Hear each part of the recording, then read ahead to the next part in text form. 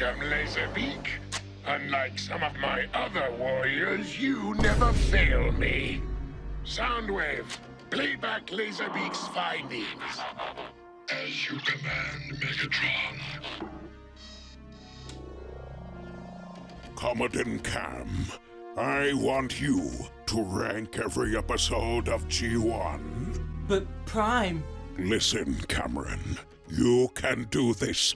You've got the touch. You've got the power. When all hell is breaking loose, you will be riding the eye of the storm. Well, Prime, I guess I'll have to borrow this for a while then. Wait a minute, how did you get that? Did Hot Rod put you up to this? Cam, wait a minute. Vectus. Our worlds are in danger. Ah.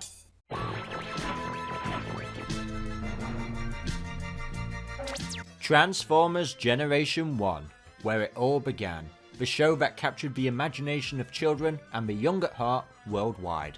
For better or for worse.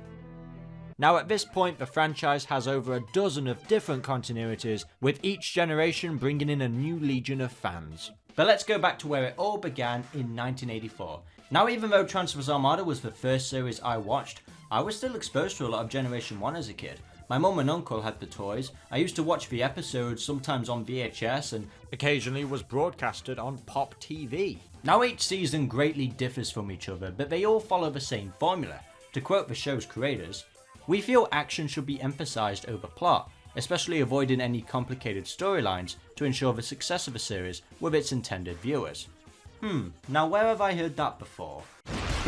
Genius. Hi, I'm Michael Bay. Despite its emphasis on action, the show has a lot of warmth and charm to it, giving us memorable Autobots and Decepticon characters that all of us kids fell in love with. Now yes, the series is disguised as a half-hour toy commercial, but it does a really good job at it, okay? Now I've decided to rank all G1 episodes in production order, just to maintain some consistency and continuity. Regardless if you watch them in broadcast order or production order, you're still going to get some continuity bumps along the way. Now all episodes of Generation 1 are currently free to watch on the Hasbro Pulse YouTube channel. Now as I deep dive into all these episodes, expect to see some familiar faces, other YouTubers that talk about their personal favourites. I decided to make this my big ultimate collab. Now there will be an intermission after each season where I'll rank all the episodes that I like from that season, and then at the end I'll do the countdown. So yeah, if you couldn't tell by the runtime of this video, this is perhaps my most ambitious video yet. So without further ado, let's dive straight into Season 1 and see if I've got the touch. Open! Damn it, open! It's the most incredible robot story ever told. The Transformers. The Transformers! You're more than meets the eye. Autobots raise their power to destroy the evil forces of the Decepticons. The Transformers, now a 3-day miniseries, unlike anything you've ever seen before. Don't miss it. Coming December 17th on KBVO. As I believe the Earthlings say, lay it on me, man. The first episode of this season is More Than Meets the Eye Part 1. In search of energy, the Autobots leave Cybertron and are pursued by the Decepticons. Basically every Transformers plot ever. I think the start of this series really does a good job on disguising itself as a half-hour toy commercial. It's going to get way more obvious when we get to later seasons. The episode starts out with narration that's kind of like a main staple of Season 1. Many millions of years ago, on the planet Cybertron, life existed. But not life as we know it today. I want him to narrate my whole life, okay? And the introduction to Cybertron is beautiful. It adds such intrigue and mystery. And it introduces us to two iconic Autobots, Wheeljack and Bumblebee. I guess I kind of would have liked to have seen more Cybertronian modes, especially robot designs of Cybertronian modes, but I mean, I get it. Of course, they're not going to make entirely new designs only for them to transition into their Earth modes for the next second. But hey, it only took about 40 years for us to finally get a Cybertronian jazz mode from G1. We got vehicle modes with Wheeljack, Bumblebee, the Seekers, and Soundwave. Disclosure averted. Age hasn't slowed you down one bit. You know, it really does give a great introduction to both factions, showing us the differences between the Autobots and Decepticons. Especially with the Decepticons, we immediately get a taste of what Megatron and Starscream are going to be like for the entire series. The Autobots would have lost eons ago if I'd been calling the shots. My time will come, Megatron. Never! I can see why kids latched onto this. This is exactly how me and my siblings behave. As the Autobots and Decepticons leave Cybertron, I just never get over the idea of two asteroids in deep space just showing up out of nowhere and colliding. What is it? An asteroid. There's another one. They're going to collide. I mean, just the cosmic improbability of this happening is just wow. And that's another thing, I'm not going to list every animation era. This is Generation 1, it's the 80s. I mean, it's a relic of its time, and it's also got a lot of charm to it, and I can never get mad at it. I mean, I just love it. Some of them are just hilarious. And it's not just animation errors, there are just random moments in G1, things that just happen for no other reason whatsoever, and it's just amazing. It's kind of funny to me that Skywarp is kind of responsible for kicking off a war again. Like, it's been 4 million years since they crash landed on Earth, and Skywarp could have just walked out of there, led a happy life, but no. He just had to repair Megatron and kick this war off again. I mean, do you ever just think about how Megatron could have easily have destroyed the repair system of Teletran 1? Just in case if the Autobots get repaired, but now it's fine. I'm sure he's confident that nothing's going to trigger it. Okay, never mind. The main plot of Megatron's plan is that he wants to gather enough energy and build the ultimate weapon. And it's kind of like the main thing he talks about in Season 1, and honestly, still to this day, I have no idea actually what he means. I mean, even in the show, Starscream asks basic plot hole questions, and well, this feels like the writer's response. Use your imagination. Let's talk about the voice acting for a minute. It is just stellar on all fronts. For an 80s cartoon, they've got some real great talent. You can feel every character is unique and different. I mean, you've got the greats, you've got Frank Welker, Peter Cullen, Casey Kasem, who played Shaggy on Scooby-Doo. And then we've got Ken Sansom as Hound, who is a kind of main highlight of this episode. And also Cliff Jumper as well, because in the episode they spy on the Decepticons to figure out what their plan is. And honestly, they've got great chemistry together. You can tell these guys are comrades. But then at the end it kind of goes a bit sour, where Laserbeak and a missile chase after them and knock Hound down. And we get an introduction to one of my favourite characters ever, Hauler, who does one thing in the entire series, and you never see him again, and becomes an absolute icon in the Transformers fandom. You know, you'd think for intelligent robots that they wouldn't need to have 3 robots turn into a camera. I mean, damn, I think Reflector got the worst when it came to the modern era of Transformers. You know, I think it's kind of funny that the first human interaction are just 2 random lorry drivers, and they just get attacked by Ravage. The end of the episode makes up for the weak encounter the Autobots and Decepticons had on the Ark by now going at it on a tanker. And it's really cool, with just a few lines of dialogue delivered perfectly by Frank Welker and Peter Cullen, you can really tell that these 2 characters have a history with each other. Don't interfere, Prime! Give it up, Megatron. The universe is mine! So yeah, they've been at it like this for about 38 years. Well, not as of late. I guess you could say this is what maturing looks like. Curse that annoyingly catchy tune. The fight quickly ends with Optimus Prime being attacked by a birdie. I mean, the episode ends with Megatron just blowing up the whole tanker, and I just love how crazy Megatron can get, and honestly, it gets better in Part 2. In More Than Meets the Eye Part 2, we have the Witwicky family meeting the Autobots for the first time, and damn, this is such an iconic moment. Are you Samuel James Witwicky, descendant of Archibald Witwicky? Yeah? And you know, out of all the human characters we've had, I really like Spike and Sparkplug. I feel like they're a good father and son dynamic, and they fit in with the world of the Transformers really well. But seriously, how are they so calm? Like, why aren't they scared? The Autobots fly back to their base. Oh yeah, flying. So that's never really explained. It drops after 3 episodes, because, well, it kind of defeats the whole purpose of them turning into cars. But at least the showrunners caught onto that early on. I think one of my favourite moments in this episode is when Spike notices Soundwave's cassette mode and does not think to question it at all. I mean, this is why Soundwave is just a great infiltrator. Like, yeah, that logo, that don't look pretty dangerous, boy. Like, have they not filled you in on the insignia yet for the Decepticons? Mission complete, and how? They're gonna tell stories about this one, boss. The human characters are somewhat a good leeway for us, the audience, to understand the Transformers a lot more, and I really like that Spike's asking a lot of questions about the Transformers, but me, personally, if I was an Autobot, it wouldn't have been a good idea for Spike to talk to me. For one thing, why do you transform into cars and things? Gee, I don't know, why do you breathe, you maggot? This episode shares light on a few powers that the Autobots and Decepticons have, but unfortunately they never get explored again. We've got Mirage being translucent. Over here! Disappearing. It's the best disguise of all. That sounds like something a pervert would say. Then we got Skywarp with his teleport ability, which makes him the most valuable Decepticon ever. The main premise of this episode is that the Decepticons continue to raid Earth's energy sources, including the Sherman Dam and the ruby crystal mines of Burma. And to start off this plan, he needs Rumble to be Rumble. Yeah, he is a little tyrant. He causes so much damage. He's also blue. Rumble is blue. No way! Also, this. Rumble, activate pile drivers. Operation Tidal Wave. I like it when he does that. I don't know why. Every time it just gives me DJ vibes. One of the main problems I have with this episode is that it just moves a little bit too fast. Like, only a second goes by and they're already in a different location. You know, I think this is why they stopped the Autobots from flying, because honestly the plot moves too quick when they do. Once again, we're back at it with science does not matter at all in this series. I mean, we've got Bumblebee and Ironhide doing genius law-breaking stuff.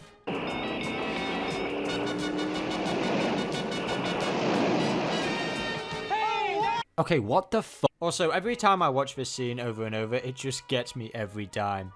You fool, Starscream! Help save the Energon cubes! Get them out of here! Follow me! Also, Starscream has a slingshot in this episode and never uses it again. Damn, I would have loved more slingshot Starscream. One of the most iconic moments in this episode is Optimus Prime and Megatron going at it on the Sherman Dam. And boy, these two love to trash talk each other. They're like an old married couple. We'll see who's ready for the scrappy. Chuck! That's what you are! Chuck! Silence! One thing to note though is that they only use their energy melee weapons once in the entire series, despite Hasbro now never letting you forget about those weapons. Also, I just love how Spike is constantly trying to help out the Autobots despite getting knocked down every time by Rumble. Hey, you know, this reminds me of the Bumblebee scene where Charlie dives down to save Bumblebee. Aw, that's a pretty touching homage. Easy, Spike. You almost flooded your engine. Okay, I'm glad they didn't pay homage to that. Now we know Optimus Prime is full of memorable quotes, but I think this talk right here with the Autobots just kind of cements how good of a leader he is and what Peter Cullen meant by being a strong but gentle leader. We're not fighters like they are, Prime. We must have courage, Huffer. We can't ignore the danger. We must conquer it. You know, despite the Decepticons being on Earth for only a few minutes, like, they really are good at collecting energy. Like, Megatron's actually kind of a good leader. Also, I think Skywarp and Thundercracker just proved the flat Earth theory. Earth's so flat. Yeah, I know what you mean, Thundercracker. The Autobots devise a plan to stop the Decepticons. They nuke it. Optimus Prime grows concerned though because Sparkplug and Bumblebee have been in the cave a bit too long, and as he's about to help them, bang! One of the most dramatic animations I've ever seen, ever.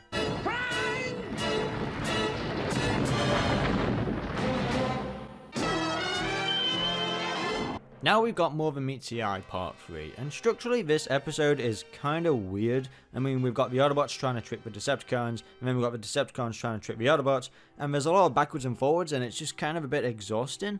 The episode kicks off with Optimus Prime recovering from his fall, and honestly it seems like they're trying to show the kids how to transform Optimus Prime, just in case if they didn't know already.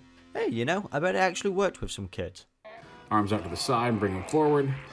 He is mostly in robot mode, we gotta put his hands on. And then flip his head up, and there is his complete robot mode. Despite blowing up the cage, the Decepticons somehow managed to break free and escape. Whoa, hang on a minute, Soundwave, whoa, wait, what? Is that an Autobot insignia? Yeah, so if you're not new to the franchise, this kind of happens a lot. One thing I like about this episode is Ironhide's persistence on defeating the Decepticons. Like, he just flies off and tries to take on Megatron and his entire army by himself. Of course, it backfires due to Skywarp's amazing ability, but at least it led us to this memorable quote. I remember the time on Cybertron. Save the war stories, Hotshot. Just remember, there's a thin line between being a hero and being a memory. Also, I'm pretty sure Prime just gave Hotshot his name in Armada. The Autobots come up with a plan to trick the Decepticons just because of Mirage talking about his garage fantasy or whatever. When we get back to Cybertron, will you make me a big house with a 4-car garage? Why, Mirage? Why do you want that? Why? The Autobots allow Ravage to escape to lure the Decepticons into their trap, and honestly, this scene, I just don't get, I can't get over their faces. What happened? Ravage, he escaped. Perfect. Why are they pulling their faces? They came up with the plan. Also, for some reason, this is the only episode where Ravage speaks. The rocket base is 140 kilometers due west of the Autobot camp. Excellent, Ravage, excellent. No, Ravage. Bad kitty. Never speak again. Decepticons forever.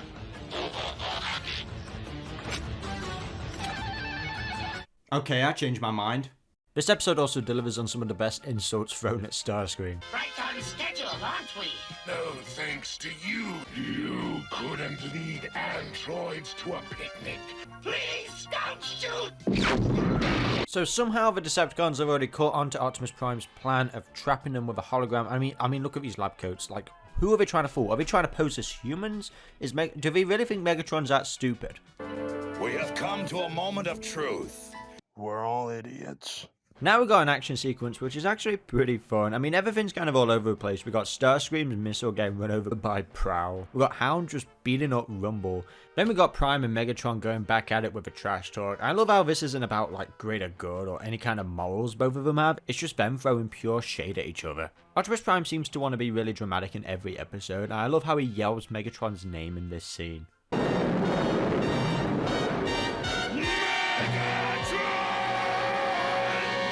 I love you. Now, I know we rarely see Optimus Prime lose his cool, especially in this series, but the one time that he does, I can't help but just want more of it. Give me your rocket pack.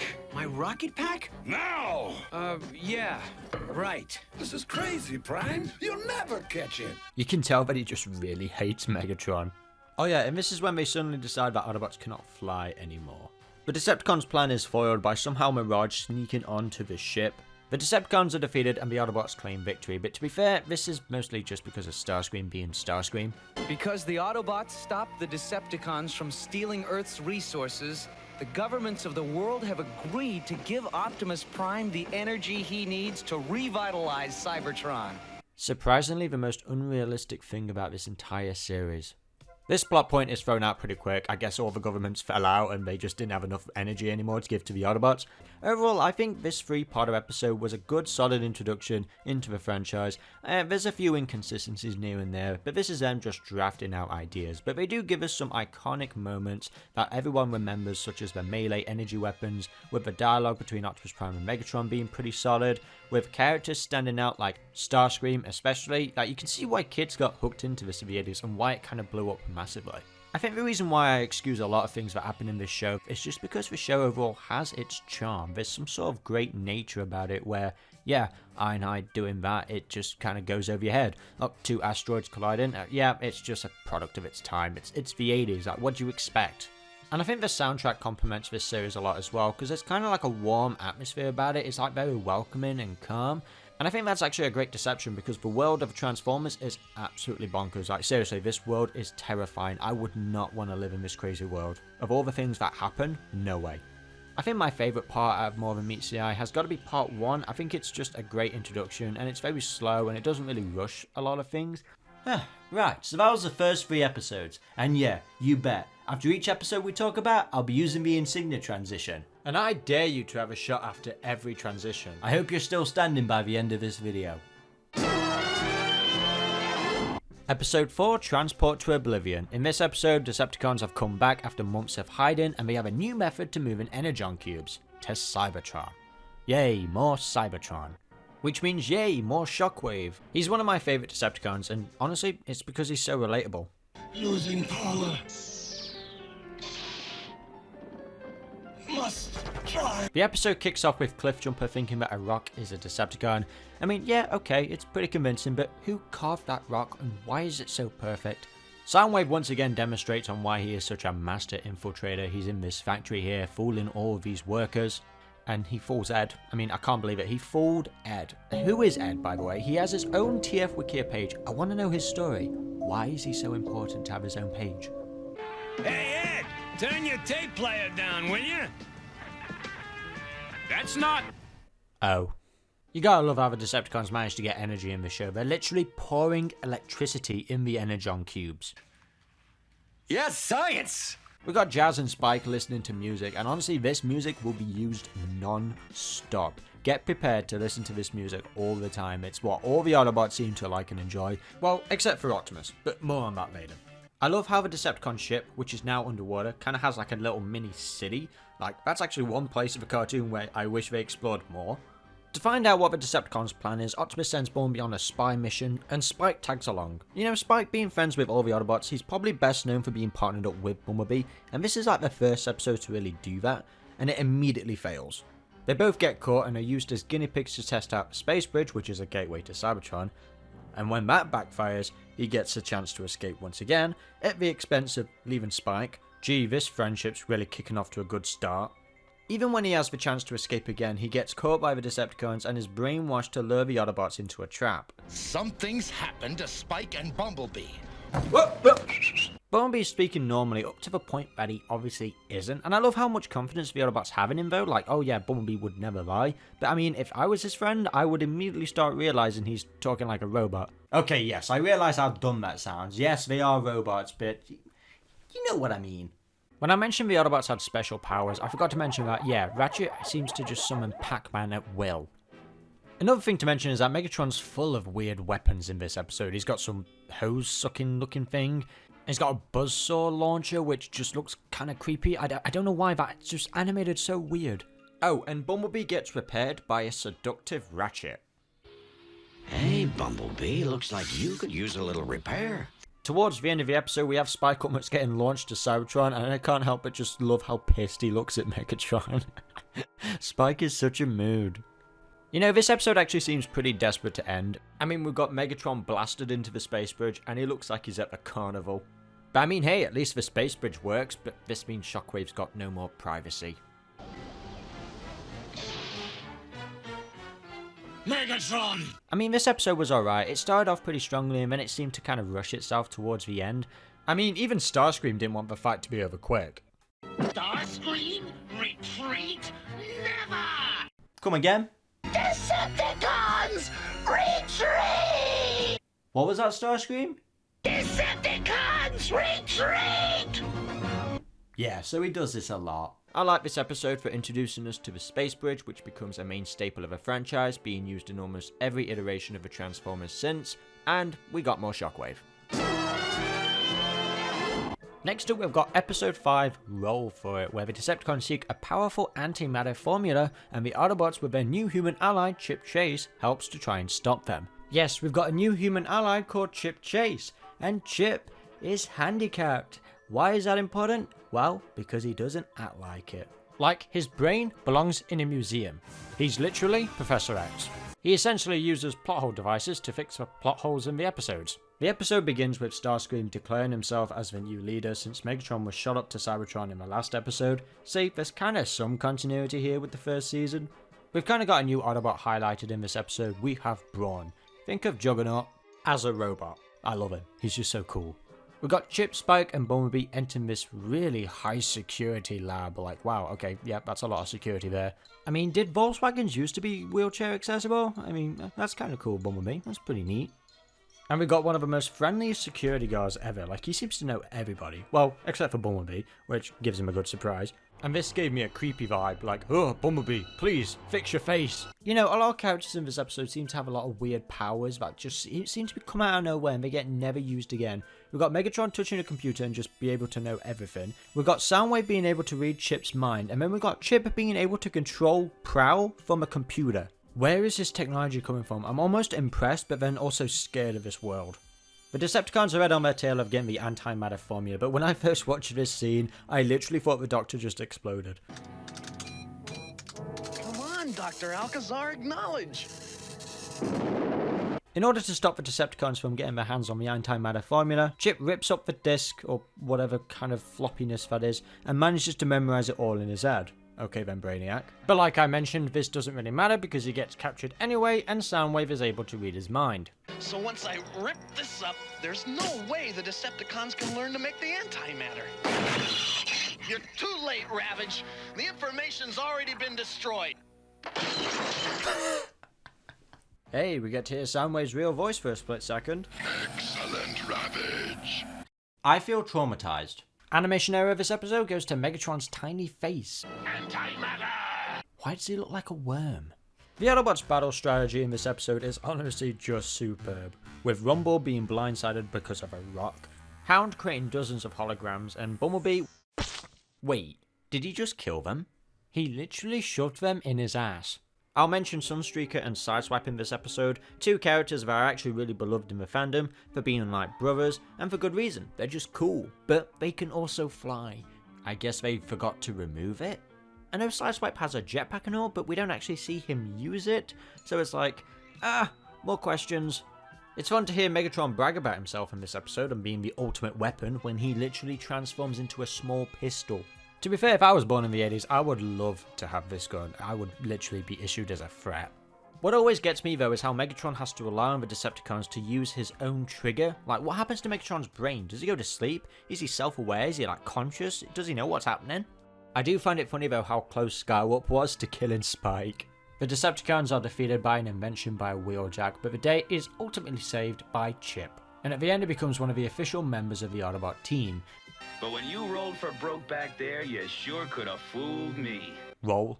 Really, Bumblebee? Did you just say roll?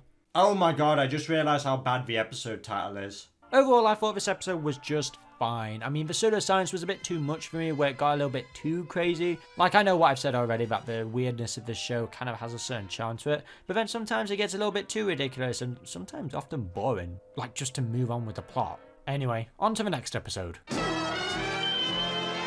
Episode 6, Divide and Conquer. The Autobots must journey to Cybertron to retrieve a vital piece of technology to save the life of a critically wounded Optimus Prime. Back, everyone! He's going to explode! Okay, never mind, he's dead. The episode starts out with literally a bang, like the amount of destruction caused by the Seekers here. It's almost an excuse to mayhem. I mean, I can kind of see where Michael Bay got inspiration from now. Optimus Prime is badly damaged by the Seekers and is taken back to headquarters, but the Autobots aren't even sure if he's even going to make it. He's gotta make it. I don't know. He got hit real bad. Hey, Light! Gee, really giving us a lot of confidence, Spike. Megatron wants to know the condition of Optimus Prime, so he sends Laserbeak out to go and investigate. Nailed it. Megatron sees an opportunity to attack Optimus Prime, so he orders Laserbeak to start blasting. Now, Laserbeak, finish him off! He's going to explode! I don't know if they wanted money or they wanted something more sexual. Wow. But it's a lucky thing I had my pieces. Your pieces? My guns. Oh. Anyway, I started blasting. Bang! Wow. Bang! Anyway, you guys all think I'm a hero, and I'll accept that responsibility. This is the first time we actually get to see the inner sides of Optimus Prime. It'd be more important later on because obviously we know him best having the Matrix inside of his chest. But this is obviously just excused by the fact that, well, the Matrix wasn't even a thing until the movie, so yeah. But I mean, it's cool to see the kind of insides of Prime. Okay, that sounded weird. That's not what I meant. With Optimus Prime somehow surviving, the Autobots think of a plan of how to repair him, and well, the repair that they need is actually on Cybertron. Realising how difficult it's going to be to get to Cybertron, Huffer decides to be a whiny little bitch. I knew it was hopeless, I just knew. We got our... You know, I find it quite funny that despite this, he actually takes charge later on in the episode, but it's like, wait, isn't Jazz second in command? Gee, I guess that just kind of disappeared. The Autobots miraculously find the Decepticon space bridge, but Megatron allows the Autobots to transport to Cybertron because he's got a bigger plan involved, which involves the Rainmakers. So the Rainmakers were a group of Seekers that were in the first episode, and their purpose is to cause acid rain. I don't want to visit this planet. I love how the success of the acid rain finally gets Starscream and Megatron to agree, and I just cannot get over the face Starscream pulls. Even he's confused. The Autobots are nearly taken offline, but with a few encouraging words by Chip, they manage to get back on their feet. Acid storm disabled circuitry. No one's ever really disabled as long as he has courage. I honestly love Spike's resistance on not giving up on Optimus Prime. Despite the very beginning of the episode, he had no faith, and now suddenly he's got loads. And I love how he just takes Jazz's gun, like, yep, dude, you're not going to need this in battle. And the way how he takes on Ravage, oh my god, this is so funny to me. Ravage, This episode ends off with Optimus Prime getting the repair he needs and returns back in glorious fashion. Is there anyone in the universe who'll challenge the might of Megatron? There is one Megatron. Megatron once again whines like a little baby and Starscream is on it straight away.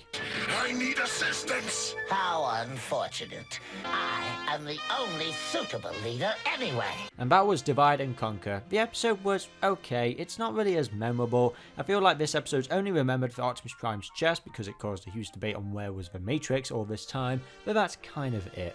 And as for the Rainmakers, well, they would be given toys about 30 plus years later, and that's it. That's the only another thing this episode is remembered for, is for the Acid Rainmakers. Let's talk about a better episode now. Episode 7, Fire in the Sky. While siphoning the Earth of its energy, the Decepticons uncover a long-lost colleague of Starscream, Skyfire. Or Jetfire. Honestly, it's too long to explain, let's just move on. One of the reasons why I really like this episode so much is just the beginning where the Autobots are having a snowball fight, just showing the fun side. There's just something so chill about it. And I mean Jazz, every time I watch this, he's just adorable. That's the biggest snowman I ever saw. Not snowman, Spike. Snowbot. There's a flurry in a hurry. It's scenes like this where the Autobots' interaction with the humans just feels so genuine. And the voice acting helps with this. I mean, we've got Scatman Crothers voicing Jazz, who does such a great job of making this character feel warm and cool. And it's no surprise that the cast members loved him during their recording sessions. While they were waiting their turn in the lobby to do their voice lines, he would bring his guitar every session and perform for his fellow cast members to keep them entertained during the lengthy waiting times. I just love how he was basically his character. He was cool in the show and he was cool in real life. The fun abruptly ends though because Bumblebee ends up killing Spike with a snowball. I'll splat on you! Out of all the Autobots, Optimus Prime of course is the one not having fun, and he grows concerned because while the main plot of this episode is somehow the Earth's core is being drained, and of course, it's the Decepticons.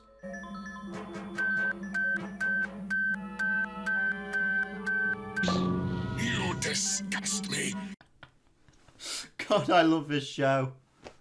Now, as much as I love this episode, there's also someone else who loves this episode as well, and I'm going to introduce to you my good friend who has a lot to say about this, Dr.Lockdown. Greetings, Cybertronians. I'm Dr.Lockdown. My favourite episode of G1 was Fire in the Sky, for one simple fact. This is where I got my first taste for the depth in character this franchise could offer. Starscream wasn't just a one-note treacherous bastard in this episode. He was remorseful for the loss of his best friend. A polar windstorm came up suddenly, and Skyfire and I were separated. I circled half the globe searching for him. Skyfire wasn't just a shallow villain of the week. He was naive and came to realize the error of his ways. It was really simple in terms of writing, but it showed the will to do the right thing went beyond the simple Autobots-Decepticon dynamic. Crush him and all the Autobots once and for all. I take no orders from you. I am an Autobot now. Also, I'm aware everyone likes to joke that his revival in a later episode makes this episode pointless, but f*** you, as a kid I found that awesome. And I will die on that hill. Optimus Prime! Why are you so frightened? I will not harm you. Next up we've got episode 8, S.O.S. Dinobots. The Autobots create the Dinobots, but they are unable to control their new powerful warriors. I'm shocked. We've got the Autobots discovering skeleton bones of dinosaurs deep in the volcano of their base, and while Spike enlightens them on a bit of history, which gives Wheeljack an unfortunate idea, the idea of creating robot dinosaurs. Huffer is literally the only self-aware character in this episode. It'll never work. Big waste of time. So we've got Grimlock, Sludge, and Slag. Huh, that sounds controversial. Oh, you slag! After building the Dinobots, Wheeljack couldn't be more excited to showcase them to the Autobots. Dinobots, huh? I thought you were supposed to make dinosaurs. You, Huffer. Of course, it's a Wheeljack invention, so usually something tends to go wrong. The Dinobots go berserk. I mean, dude, you could have literally evolved the dinosaur concept by giving them bigger brains. But overall, I like the Dinobots. They're an iconic team in the franchise, and I'm not surprised that kids went nuts over them. I don't think this is their best episode though, I think they have better centered episodes later on. It takes a while to kind of understand each of the Dinobots' personality, well, the lack thereof. I mean, they cause chaos within just a minute, and Optimus Prime already states the obvious. The Dinobots must be destroyed! Prime, what happened to freedom is the right of all sentient beings! The Decepticons are pretty boring in this episode, to be honest though. They don't really do much, they're just scouting for energy, but I don't really care, at least it gave us this shot. I, Megatron, declare this facility Decepticon domain! I think it's funny how nobody is on board with Blue Streak's joke in this episode. Maybe Hound's got glitch mice in his databanks again. Oh my god, I think I just realised which Autobot I am. There's probably some like ethical problems the way the dinosaurs were kept, but hey, they get a big upgrade on their brains, and while they save the day by rescuing the Autobots. And you know, it's an alright episode, it's fine, it's a good introduction to the Dinobots, but to be honest, the only reason I'm going to put this a little bit higher is just because of this one iconic scene. Inhibitor shells! My equilibrium destabilized! Megatron has fallen! I, Starscream, am now your leader! Decepticons, follow me! What always gets me about this scene is that the Decepticons actually follow him. Oh my god, so good.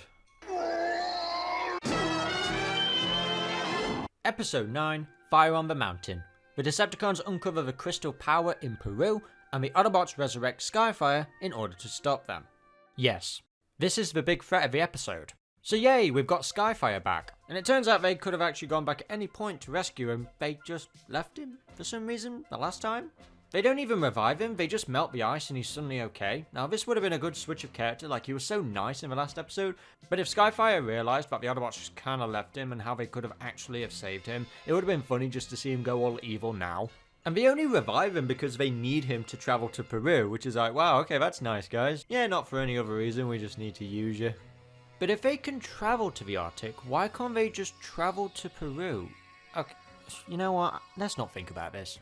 The episode begins with two of my favourite Autobots, Brawn and Trailbreaker. Now with Trailbreaker, he's kind of like a forgotten character from the old cartoon, and I don't know why. He's got a pretty sweet design. I know his power isn't like a big thing, like, you know, a force field, but still, nonetheless, it was pretty cool every time he used it in the show. And the same goes for Windcharger, but I'll talk about him in Season 2 when he has his own kind of centered episode. Okay, so what are the main things that stand out in this episode? Starscream's rocket nipples. They're pretty sweet. He's literally a cow. Now we do have an interesting Seeker rivalry between Thundercracker and Starscream, and as a matter of fact, Thundercracker's original toy bio stated that he had thoughts about going over to the Autobots, so like that would have been cool to have explored that and kind of implement that in this episode, but that doesn't get explored, it don't go anywhere, we just have Thundercracker calling Starscream a geeky Decepticon. Oh, and he also called Megatron a geek. What's the matter, fearless leader? You and Starscream look real geeky. You know, I wish more Decepticons kind of had the courage to say that to Megatron. Like, how did he get away with that? Also, one more thing I love about this episode is the absolute hatred both Brawn and Megatron have for each other. You're next, you airborne garbage bucket! There's no way a midget like you can handle the mighty Megatron! I mean, he steals his cannon and then uses it against him. Now that was a kick. Brawn's a badass. But yeah, this episode was fine. It was good to have more Skyfire, and it was good to see Optimus Prime petting him as well. Also, this is a quote that I think is really underrated. I'm too darn big to sneak around like this. I think the best animation era has got to go Skyfire being recolored as Skywarp. Like, really guys? Is colouring that hard? But hey, this is the episode where Starscream gets Screamer as a nickname. I mean, the episode would have you believe that there's a love interest for Spike with Lucia, who just kind of shows up midway through the episode to help the Autobots out. But in the end, Bumblebee is the only one to get hooked up with her brother's car, Juanita. And I think the two of them will get along just fine. Aw, shucks. Calm down there, Bumblebee. She's not real. Now we have episode 10, War of the Dinobots, and we get 2 new additions to the Dinobot roster, Snarl and Swoop. You'd think Optimus Prime would learn his lesson from the last episode, with the Dinobots causing so much chaos, but yeah, why not? Let's just add 2 more. We'll see how this pans out. So Megatron's big plan for this episode is to turn the Dinobots against the Autobots. Yeah, that doesn't sound hard. Oh, and we've also got Chip in this episode. Yay, Chip. The episode begins with him actually calling the Autobots because there's an incoming asteroid. You know, I like the idea of Megatron just looking back at all the 9 episodes we've just watched and just realizing that he's not getting anywhere. The Dinobots overwhelmed us with sheer brute force. Brilliant, my boron compressor. The Dinobots. As the meteorite crashes, the Autobots go and investigate with the Dinobots, and Soundwave once again is back at it with his expert infiltrating skills.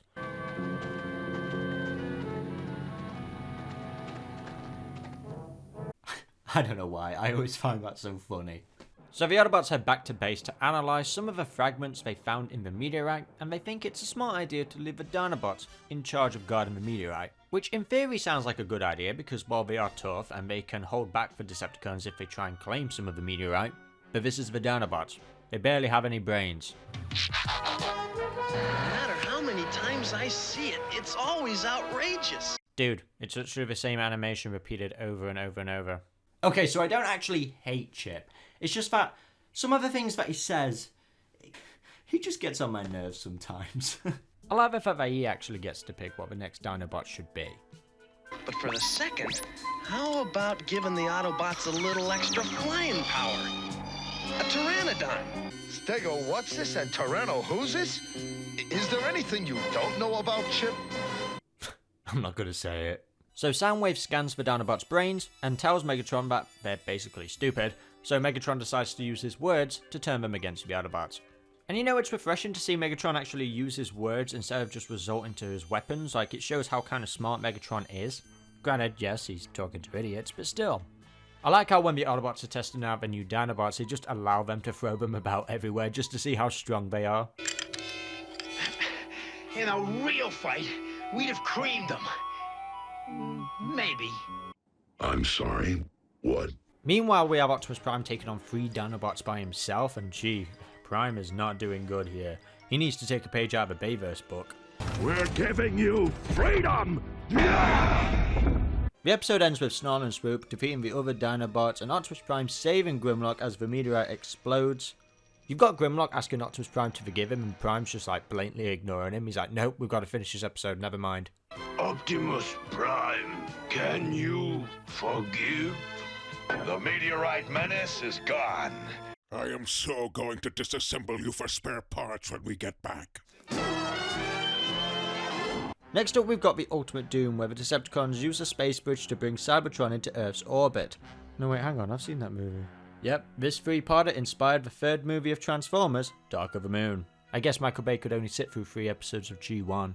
Out of all the episodes in Season 1, the Ultimate Doom seems to get talked about a lot and is praised by fans. I mean, it's okay, I don't think it's literally the best storyline of Generation 1, but I can definitely understand why fans come back to this 3-parter. Actually, you know, I think the first time I watched this 3-parter was on the Revenge of the Fallen PlayStation 2 game. It was a bonus unlockable. I think I actually worked really hard to get that as well, and that was back in 2009.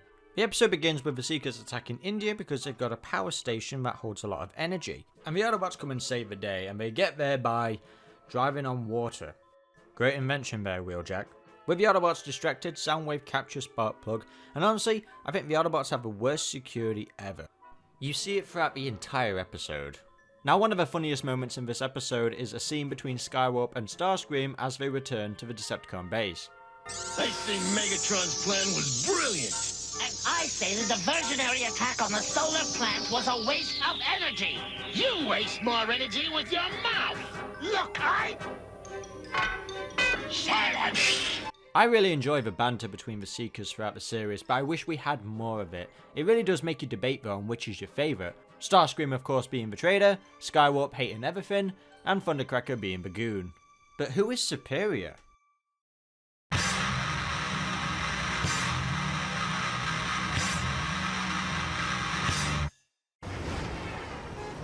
I'm telling you, Starscream is the best Seeker. His colours are just amazing. The best combination. But Thundercracker, he likes dogs. So what if he likes dogs? Starscream has a crown. Oh, no, my dear chap. I'm afraid Skywarp is the best seeker. Skywarp. Get a load of this guy. It's true, he is, though. Yeah, sorry to let you down, pal, but it's definitely Starscream. End of story. I see you have chosen death. What is that supposed to mean? Oh, you'll see. Wow. I said Skywalk. Okay.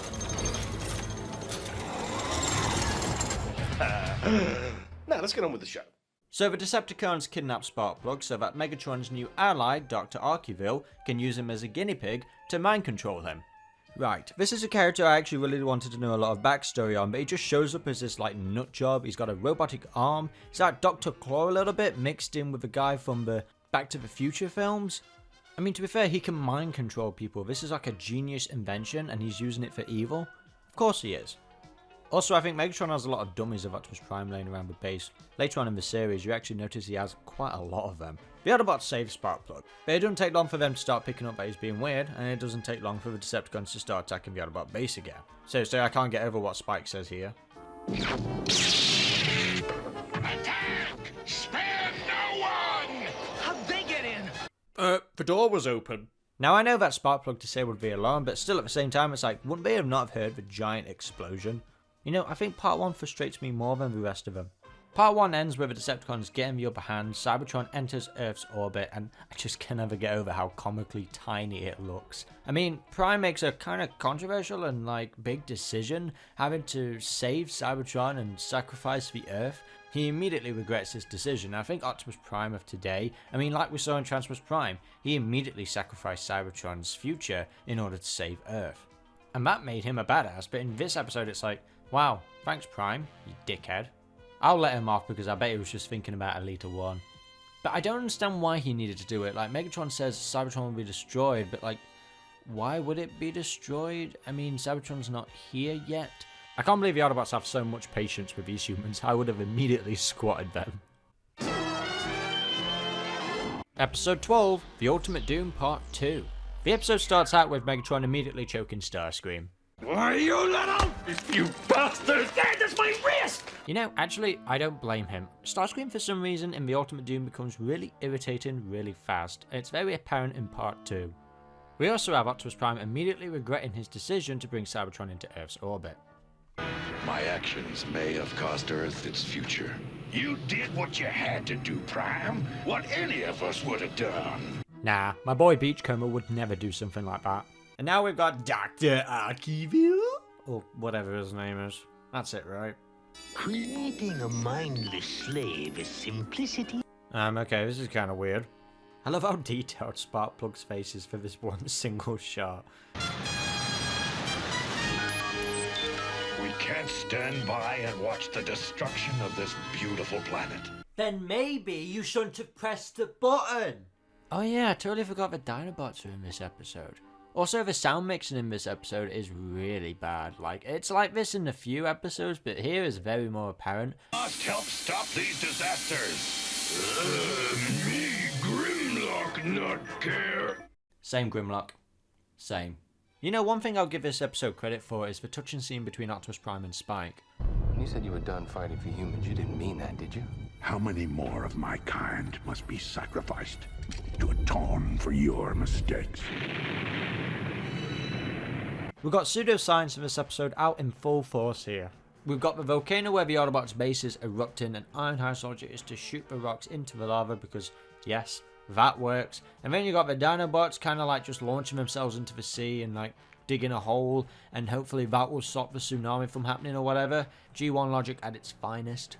Now, I know I've gone on a lot about the pseudoscience from the show, but one part of me just can't help that a kid got inspired from this and wanted to become a scientist, and then he realised that that's not how it works. I'm not certain, but for the moment, I feel we must not let the boy find out. Find out what? Spike? I'm afraid you're adopted. The Autobots find out that Sparkplug is on Cybertron, so they get a small group of Autobots and they jet off to Cybertron to go and rescue him. And this is actually Spike's first time on Cybertron as well, so it's pretty neat because Unfortunately, last time, Chip was the first one to go to Cybertron. You would have wanted it to have been Spike, and he's actually the last person out of the main group to go. And I just gotta say, the way how part 2 ends is just animation gold. Get down! Must sound alarm!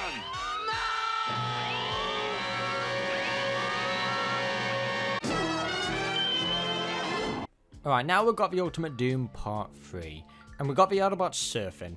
Yep, that's it. That's all you need to know about this episode, really. I would literally bump this episode higher just because of this scene. Oh, it's just so comical. You see, it's nice to see more Autobots flying on Cybertron, and it's not something in the franchise we actually get an awful lot of. I mean, it's the main reason why the High Moon Cybertron games are so beloved, and why everyone went nuts over the opening scene for Bumblebee. I mean, what else we got in this episode? We got Dr. Arkeville and then Starscream teaming up. It's an alright pairing, you know, they both hate Megatron, so it makes sense, but it doesn't really go anywhere. But that'll be set up for a future episode. I just want to note one good sound cue in this episode, and we never really hear it again. It's like Doctor Who vibes. But I am not.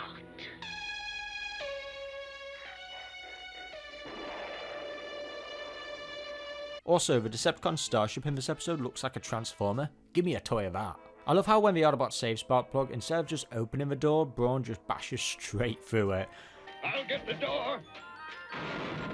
You know, I'm going to take a rest on talking about the Ultimate Doom, because I've got a friend who actually really likes this episode a lot. We have that toy guy. Hello, that's me. So the G1 episodes I like the best are the Ultimate Doom sets number 1 to 3, but out of the 3, I think the third one's my favorite, just because of the action within it. I feel like it's probably got the best fluidity to its action. Like it's a lot more solid. You can follow it. There's different varieties. There's dogfights. There's melee battles. There's blaster battles. It's a very fun episode to watch, and it ends with the plot of Dark of the Moon. So that's pretty funny. I also really like how the entirety of the 3-parter just sort of encompasses how Optimus Prime would definitely pick Cybertron over Earth. But then in the last episode, he's like, well, maybe that wasn't the best idea, and they send Cybertron just hurtling through space. The physics is hilarious, but that's why I like that episode. Thank you, random toy man that I found on the streets. Now, that was Dark of the Moon. Let's move on to the next episode. Next up, we've got episode 14, Countdown to Extinction. This might as well be a 4-parter to the Ultimate Doom, because it carries on right after it. And that's why I really like Season 1, it has a much tighter grip on continuity. And it's actually really cool to see the amount of destruction caused by Cybertron being in the Earth's atmosphere. I mean, we only made it 14 episodes before the Transformers destroyed nearly the whole planet. Hey, we got Frenzy's first appearance in the series, so Frenzy is red. Repeat, Frenzy is red. I don't know what Skywarp's problem is in this episode, he really does not like small bots. And carrying on from the last episode, we have Starscream and Dr. Arkeville teaming up. I, Dr. Arkeville, genius of science, say, open sesame! How original. Okay, maybe this is better than I remembered. So basically, the plot of this episode is that Starscream wants to destroy the whole planet. It's basically as simple as it gets. You know, I'm really glad that this is Dr. Arkeville's last episode, but as a kid I always felt like he was in more episodes of G1, but he only appears in 3. And to be fair, what happens to him at the end of this episode, he just becomes an absolute cabbage. I really wish I went more with his backstory and kind of made him a bit more interesting. I mean, the guy just vanishes at the end of the episode. They could have done something really interesting with him, like they could have had him like control a part of Cybertron, or build his own like kind of robot army on Cybertron. Like that would have been really cool, but I can only imagine the worst thing happened to him. He just got stomped on. I now lead the Decepticons. What? I love how Megatron's grand plan on stopping the Autobots is trapping them in quicksand. I know you Autobots know how to tread water, but it's not quite the same in sand. Also, I love this little twirl he does while he's flying. Gives him a bit more of a glow. Also, this is the episode where Optimus says the thing. Hey, Optimus, how'd you like to hear #1 on the Decepticon Hot Cassette Charts? As I believe the Earthlings say, lay it on me, man. You got it. Let's hear what Laserbeak taped.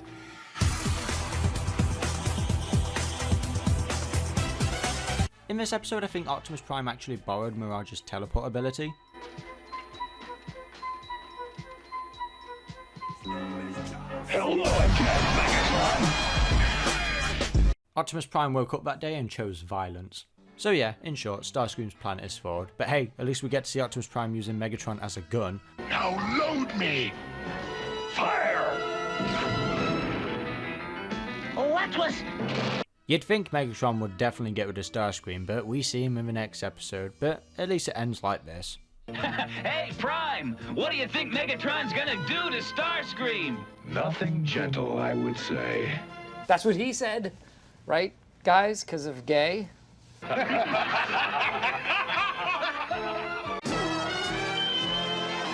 Next up, we've got episode 15, A Plague of Insecticons. Reports of giant insects terrorizing Bali lead to the Decepticons to discover their long-lost comrades, the Insecticons. So the new characters we have here are Shrapnel, Bombshell and Kickback. They landed on Earth not long after the Autobots and Decepticons, because they tell us that they followed them when they left Cybertron. But when they crash landed, they were awake, and as time went on, they just adapted to the insect biology. And you know, as a concept, that's actually pretty cool, and I think they execute it pretty well in this episode. I mean, we've got a few good scenes of the Insecticons just terrorizing people of Bali, and I just can't help but feel sorry for all these people. Monsters? What are they talking about? Oh dear. At first it makes you think there's only just 3 of them, but that there's actually dozens of them. Something that kind of becomes a main staple in the franchise. Just an excuse for more cannon fodder, I guess. We got a lot of good moments in this episode, such as Optimus Prime getting sick of Sideswipe's digging, so he just rams straight through rock. And I just can't get over how Optimus Prime just launches Brawn at the Insecticons. Give me a toss, Optimus. I want to teach that bug a lesson. Go get him, Brawn! Gotcha, Beetle Brain! They just treat him like this indestructible object. The logic on how they defeat the Insecticons is a little bit baffling. Like, oh yes, transform and your rubber tires will protect you, but what about the rest of you? I think it was just an excuse to get Optimus Prime rolling on Brawn and Ironhide. The bizarreness of Optimus Prime is on full force this episode. I mean, Optimus Prime literally throws an oil tanker at Megatron. Megatron! Catch! You know, when you see how strong he is, you just don't know how he died in the movie. But yeah, overall, this episode was fine. It adds more to the mythology and makes the Transformers more interesting. I've always really loved the Insecticon's voice as well, just this echo effect really makes him feel unique. Something's going to explode. Now it's time for the next episode. Now we've got episode 16, Heavy Metal War, where Megatron challenges Optimus Prime to a one-on-one battle to end the war. Spoiler alert, it doesn't end. It will never end. This is also the episode where we get introduced to the Constructicons that form into a combiner called Devastator. Now, according to Megatron, they built them on Earth, but this gets retconned like twice in the series, and it's like hard to really keep up at this point. I'll explain a little bit later on when we get to those episodes. But Megatron needs the Constructicons to dig a tunnel underground to distract Terratron 1 from detecting that he's cheating. So yeah, Megatron devises a plan to cheat his way of winning against Optimus Prime and uses all of the Decepticon powers.